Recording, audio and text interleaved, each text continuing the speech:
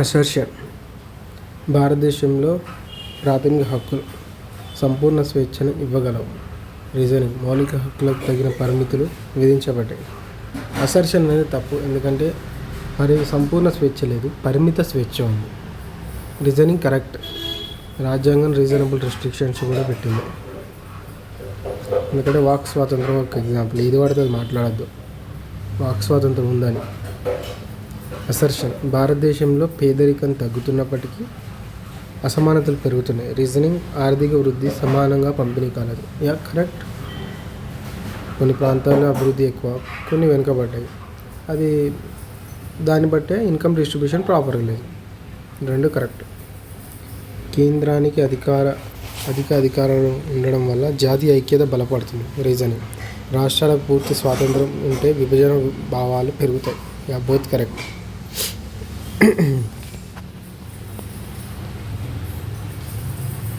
ఎందుకంటే స్టేట్లు విడిపోయే ఛాన్స్ ఉంటుంది, స్టేట్కి పూర్తి స్వాతంత్రం ఉంటుంది. అసర్షన్ పర్యావరణ పరిరక్షణ ఆర్థిక అభివృద్ధిని తగ్గిస్తుంది.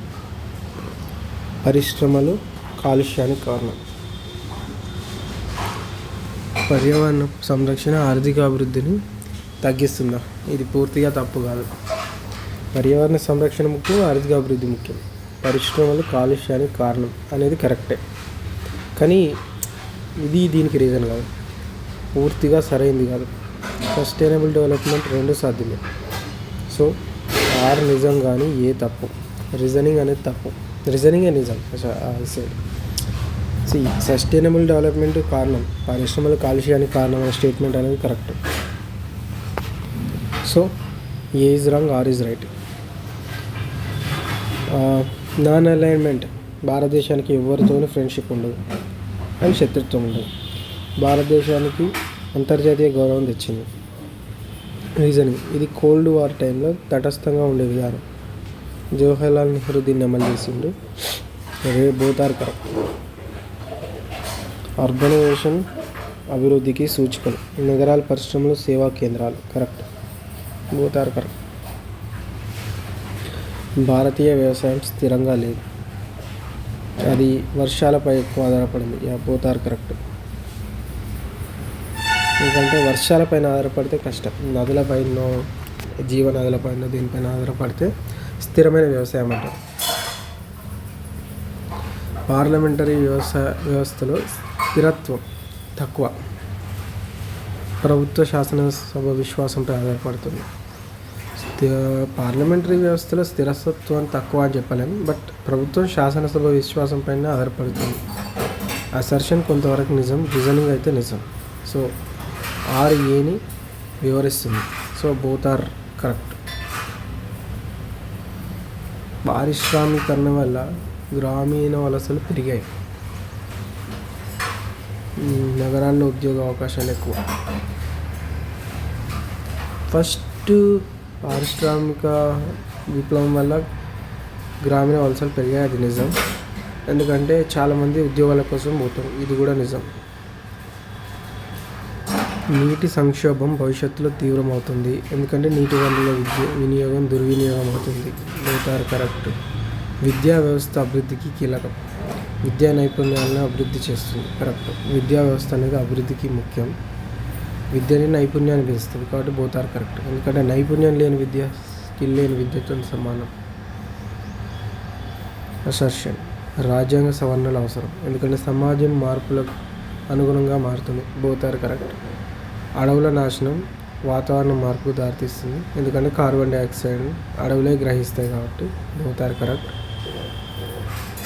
ప్రాంతీయ అసమానతలు దేశ ఐక్యతను ప్రభావితం చేస్తాయి.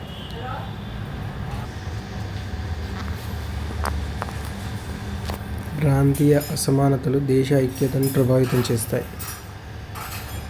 కరెక్ట్. ఎందుకంటే ఒక స్టేట్లో ఇష్యూస్ ఉండి విడిపోతుంటే వాళ్ళు భిన్నత్వంలో ఏకత్వం అనేది సెట్ కాదు. అభివృద్ధి సమానంగా ఉండడం అభివృద్ధి అసమానంగా ఉండడం అసంతృప్తిని పెంచుతుంది. అభివృద్ధి సమానంగా ఉంటే అందరూ హ్యాపీగా ఉంటారు. So both are correct. మహిళా సాధికారికత దేశ అభివృద్ధికి సమానం, ఎందుకంటే okay good. PDS okay good.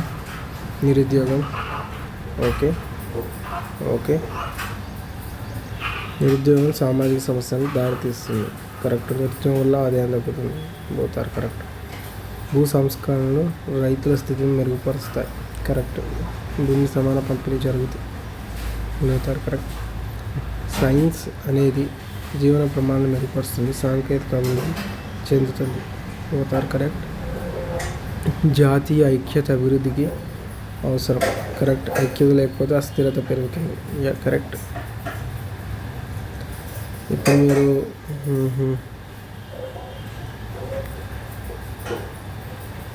భారత రాజ్యాంగం ఒక కఠిన రాజ్యాంగం. భారత రాజ్యాంగం సౌలభ్య రాజ్యాంగం. పై ప్రకటనల పట్ల విశ్లేషణ. భారత రాజ్యాంగం రిజిడ్ అంటే కఠినమైనది కాదు, సులభమైనది కాదు. కొన్నిటికి సింపుల్ మెజారిటీ, కొన్ని సవరణలకు సింపుల్ మెజారిటీ అవసరం, కొన్ని సవరణలకు కఠిన మెజారిటీ అవసరం. Like special majority plus states approval. కొన్నిటికి స్పెషల్ మెజారిటీ అవసరం. ఇట్లా మిక్స్డ్.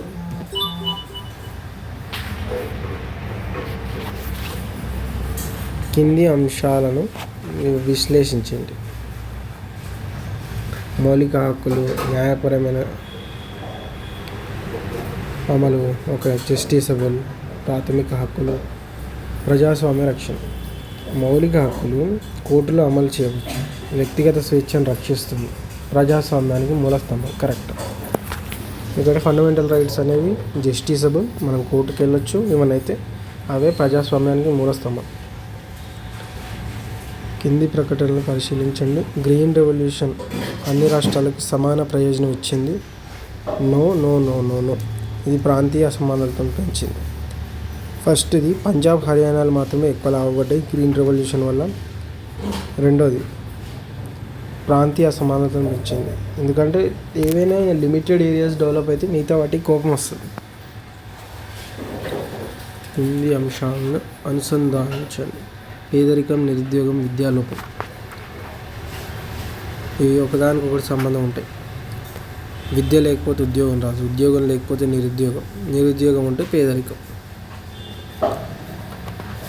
కేంద్రం రాష్ట్రాలపై ఆర్థికంగా ఆధారపడుతుంది.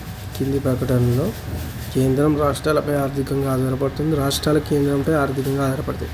ఫస్ట్ అయితే కరెక్ట్, కేంద్రానికి డబ్బులు రాష్ట్రాలు ఇస్తాయి. రెండవది నిజం, రాష్ట్రాలు గ్రాంట్స్ ట్యాక్స్ ద్వారా కేంద్రంపై ఆధారపడతాయి. స్టేట్స్ ఇచ్చిన డబ్బులే కాదు. ఒకటోది మాత్రం పూర్తిగా సరైనది కాదట. ఓకే, కేంద్రం రాష్ట్రాలపైన ఆధారపడదు, ఎందుకంటే మనం ట్యాక్స్ ఓన్లీ సెంట్రల్కి కడతామట. గుడ్. మనం ట్యాక్స్ ఎప్పుడైనా సెంట్రల్కి కడతాం. సో సెంట్రల్ దగ్గరనే డబ్బులు ఉంటాయి. రాష్ట్రాలు కేంద్రం పైన ఆర్థికంగా ఆధారపడతాయి. కరెక్ట్. ఫైన్. ఇది నెహ్రూ డిసిషన్ ఏమో, వాళ్ళ దగ్గర డబ్బులు ఉండాలి, ఎందుకంటే వాడు పిఎం కాబట్టి. కింది అంశాలను విశ్లేషించండి. పర్యావరణ పరిరక్షణ, అభివృద్ధి, సస్టైనబుల్ డెవలప్మెంట్. అభివృద్ధి మరియు పర్యావరణ మధ్య సమతుల్యత అవసరం. సస్టైనబుల్ డెవలప్మెంట్ అంటారు దాన్నే. భవిష్యత్ తరాలకు వనరుల లోపం లేకుండా చూసుకుంటూ డెవలప్ చేయాలి. ఏదైనా మొత్తం రిసోర్సెస్ని యూజ్ చేయొద్దు, దాన్నే సస్టైనబుల్ డెవలప్మెంట్ అంటారు. కింది ప్రకటనలు పరిశీలించండి. నాన్ అలైన్మెంట్ ఇప్పుడు పూర్తిగా అనవసరం. స్వతంత్ర విదేశాంగ విధానం ఇప్పటికీ అవసరం. ఫస్ట్ది తప్పు. నాన్ అలైన్మెంట్ అనేది అవసరమే. సో సెకండ్ది స్వతంత్ర విదేశాంగ విధానం ఇప్పటికి అవసరం. రెండవది నిజం, స్వతంత్ర నిర్ణయాలు తీసుకోవడం ఇప్పటికి ముఖ్యమే. మరి నాన్ అలైన్మెంట్ అనేది అవసరం లేకుండా ఉండదు. ఎవరితో ఫ్రెండ్షిప్ చేయకుండా ఉండగలగాలి.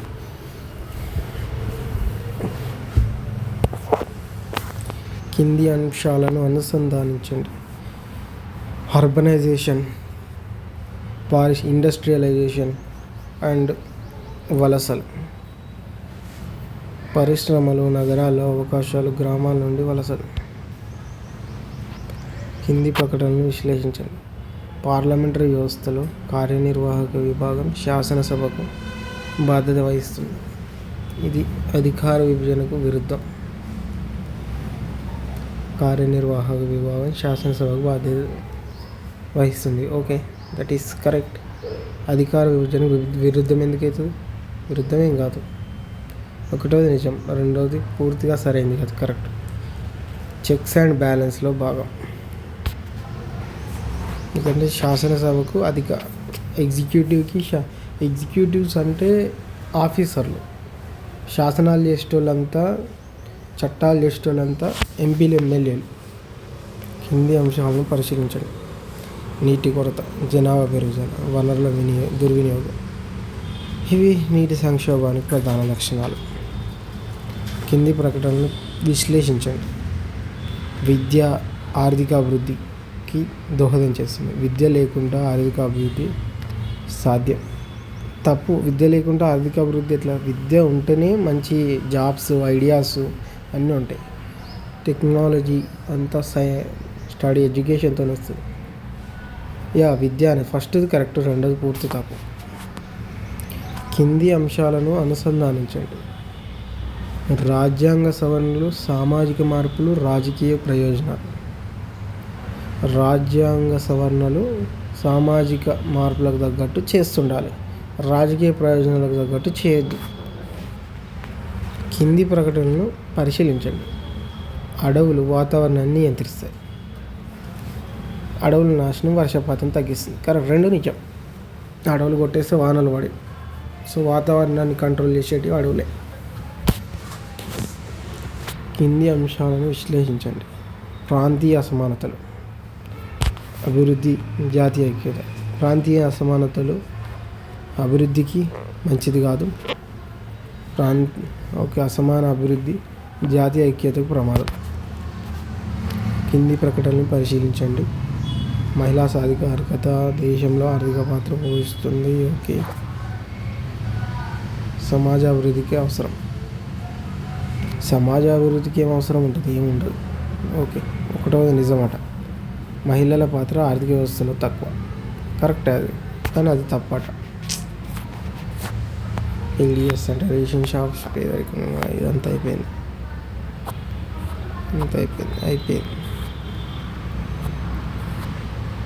ఒక రాష్ట్రంలో మాన్సూన్ విఫలమైతే రైతులు తీవ్రంగా నష్టపోతారు. ప్రభుత్వం తీసుకోవాల్సిన చర్యలు: తక్షణ సహాయం, పంట బీమా అమలు, నీటిపారుదల ప్రాజెక్టులు అండ్ ప్రత్యామ్నాయ ఉపాధి అవకాశాలు, సస్టైనబుల్ అగ్రికల్చరల్ అవసరం. ఒక నగరంలో కాలుష్యం పెరిగింది అనుకుందాం. దాన్ని తగ్గించడానికి విధానాలు ఏంటి? పరిశ్రమల నియంత్రణ, పబ్లిక్ ట్రాన్స్పోర్ట్ అభివృద్ధి, లైక్ గో గ్రీన్ అన్నట్టు పబ్లిక్ ట్రాన్స్పోర్ట్ని పెంచాలి. పర్సనల్ వెహికల్స్ని రిస్ట్రిక్ట్ చేయాలి, ఎందుకంటే పొల్యూషన్ తగ్గించడానికి. గ్రీన్, పచ్చదనం పెంచాలి. కాలుష్యాన్ని నియంత్రించాలి. సో కాలుష్యాన్ని నగరంలో తగ్గించవచ్చు.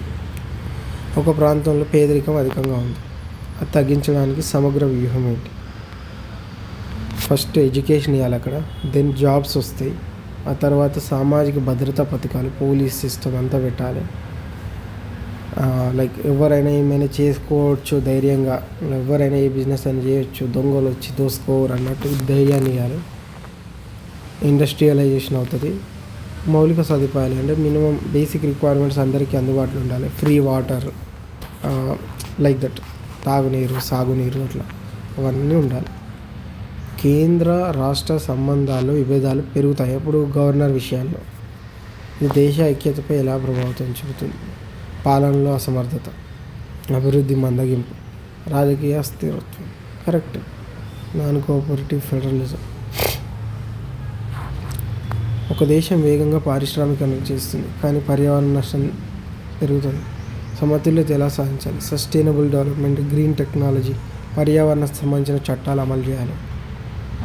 ఒక ప్రాంతంలో విద్యా ప్రాప్యత తక్కువగా ఉంది, దీనివల్ల కలిగే దీర్ఘకాలిక నిరుద్యోగం పెరుగుతుంది. పేదరికం మళ్ళా ఇంకా పెరుగుతుంది. సామాజిక అసమానతలు ఇంకా పెరుగుతాయి. ఎందుకంటే rich become richer, poor become poor. డబ్బులు ఉన్న దగ్గర డబ్బులు ఎప్పుడు వస్తూనే ఉంటాయి. ఇట్లా డబ్బులు ఉన్నోనికి ప్రాబ్లం ఉండదు విద్య లేకపోయినా. అందరూ మంచి బాగుపడాలంటే విద్య అవసరం. ఒక దేశం విదేశీ పెట్టుబడులను పెంచుతుంది, దీని లాభాలు మరి నష్టాలు ఏంటి? లాభాలు: ఉద్యోగాలు, సాంకేతికత. నష్టాలు: దేశీయ పరిశ్రమలకు పోటీ, ఆర్థికంగా ఆధారపడటం. వేరే దేశం వాళ్ళు వచ్చి ఇక్కడ ఇన్వెస్ట్మెంట్స్ పెట్టి కంపెనీస్ అన్నీ పెట్టిర్రు అనుకో, ఉద్యోగాలు వస్తాయి మంచి, ఇక్కడ లోకల్స్కి జాబ్స్ వస్తాయి, టెక్నాలజీ పెరుగుతుంది, అంతా ఓకే ఓకే గుడ్ అనిపిస్తుంది. నష్టాలు ఏంటంటే వాళ్ళు సడన్గా వెళ్ళిపోతామన్నారు అనుకో, ఉద్యోగాలు ఎటు పోతాయి, వీళ్ళ లోకల్ కంపెనీస్కి అక్కడ వాళ్ళు బెటర్గా చేస్తారు కాబట్టి కాంపిటీషన్ పెరుగుతుంది. అండ్ వాళ్ళు ఇచ్చే ట్యాక్స్ కోసం సెంట్రల్ మన గవర్నమెంట్ ఎదురు చూస్తుంటుంది. సో అట్లా డిపెండెన్సీ పెరుగుతుంది ఎప్పుడైనా ఫారెన్ థింగ్స్ని ఇన్వైట్ చేస్తే. చైనాలో ఎవడు ఇన్వెస్ట్ చేయకుండా చైనా వాళ్ళు మస్తు రెస్ట్రిక్షన్స్ పెడతారు, అందుకే చైనాని ఎవడు బ్లాక్మెయిల్ చేయలేడు. ఇండియాలో ఇప్పుడు ఐటీ కంపెనీలు అన్నీ తీసేస్తాం అని అంటే ఇండియా అయిపోతుంది దాని పని, ఎందుకంటే అమెరికా అట్లా డిపెండెన్సీ క్రియేట్ చేసింది. గ్రామీణ ప్రాంతాల నుండి నగరాలకు వలసలు పెరుగుతున్నాయి. దీనివల్ల గ్రామాలు మరియు నగరాలపై ప్రభావం ఏమిటి? గ్రామాలలో కార్మికులు తగ్గిపోతారు, జనాభా ఒత్తిడి నగరాల్లో పెరుగుతుంది, స్లమ్స్ తయారవుతాయి. ఒక దేశంలో నిరుద్యోగం అధికంగా ఉంటాయి, దాన్ని తగ్గించడానికి విధానాలు ఉంటాయి. నైపుణ్యాలు స్కిల్స్ని పెంచాలి, పరిశ్రమలు పెంచాలి, స్టార్టప్స్ని ప్రోత్సహించాలి. ఒక ప్రాంతంలో నీటి కొరత తీవ్రంగా ఉంది, దీర్ఘకాలిక పరిష్కారాలు ఏంటి? వర్షం నీటి సంరక్షణ, నీటిని హ్యాండ్లింగ్, పంటలు మార్పు చేస్తుండాలి పంటల్ని. ఒక దేశంలో మహిళల ఉపాధి తక్కువగా ఉంది, దాన్ని పెంచడానికి చర్యలు ఏంటి? ఏం పెంచొద్దు, అట్లనే ఉంచాలి, అట్లయితేనే దేశం బాగుపడుతుంది. ఒక ప్రాంతంలో అటవీ వినాశం ఎక్కువగా ఉంది, దీనివల్ల కలిగే ప్రయోజనాలు ఏంటి? వాతావరణ మార్పు, జంతువుల నష్టం, మట్టి క్షీణత. ఒక దేశంలో ఒక అటవీ వినాశనం ఎక్కువ ఉంది, అడవి ఎక్కువైతే తగ్గిపోతే వాతావరణ మార్పు, జంతువులు చనిపోతే మట్టి ఓకే ఇది అయిపోయింది. సో బలహీనంగానే ఉంది. మరి స్వేచ్ఛాయుత ఎన్నికలు, ఇంత ఫ్రీ ఎన్నికలు పెట్టిన వేస్ట్. న్యాయ వ్యవస్థ స్వతంత్రంగా ప్రవర్తిస్తలేదు. పారదర్శక పాలన, ట్రాన్స్పరెన్సీ, ఏది కక్సక్కాలి ప్రాంతంలో.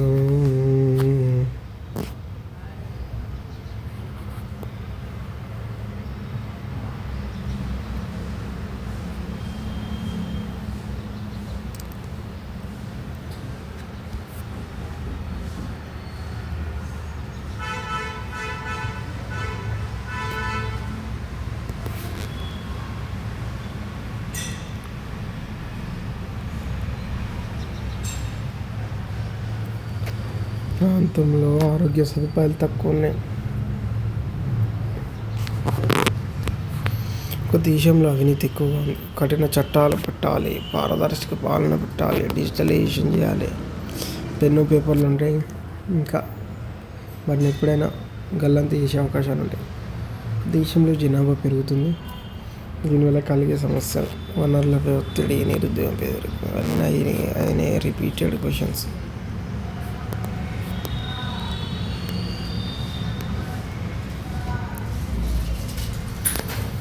రాజ్యాంగ వ్యవస్థలో కేంద్ర రాష్ట్ర సంబంధాలు. ఫెడరల్ సిస్టంలో కేంద్ర రాష్ట్ర సంబంధాలు భారత ఐక్యతకు ఎలా సహాయపడతాయి? భారతదేశం ఒక ఫెడరల్ సమాజం కలిగిన దేశం.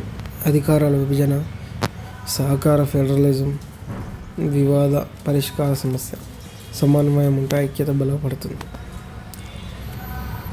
పర్యావరణ పరిరక్షణ మరియు అభివృద్ధి మధ్య సమతుల్యత ఎలా సాధించాలి? ఆర్థిక అభివృద్ధి అవసరం అయినప్పటికీ పర్యావరణ రక్షణ కూడా ముఖ్యమే. సస్టైనబుల్ డెవలప్మెంట్ అవసరం. నాన్ అలైన్మెంట్ కోల్డ్ వార్ టైంలో యూజ్ అవుతుంది. ఇండస్ట్రియలైజేషన్. సేమ్ క్వశ్చన్స్ని రకరకాలుగా ఇచ్చండి, ఎందుకంటే అట్లనే అడుగుతుంది యూపీఎస్సీ కాబట్టి.